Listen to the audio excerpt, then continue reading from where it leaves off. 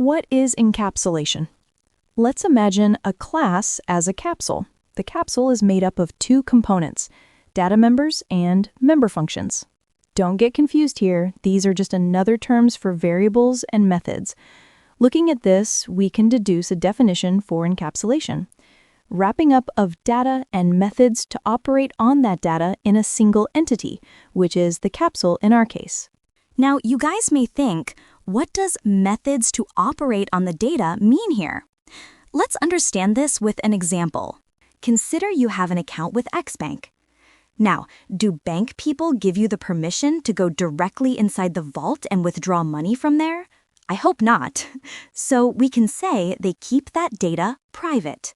Why do we need to keep the data, money in this case, private? Now, if we keep the cash, money, as public, anyone can come and take as many cash as they want. We lose control and cannot impose restriction when we mark data as public because any external factor can make any kind of change they want.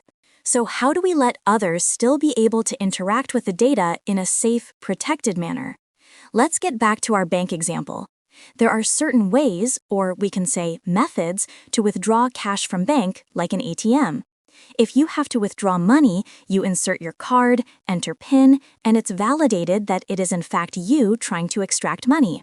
Likewise would be the case for depositing money in the bank.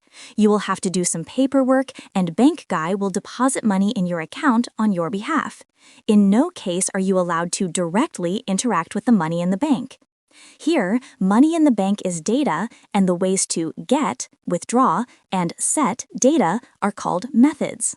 Hope you understood. Thanks for watching.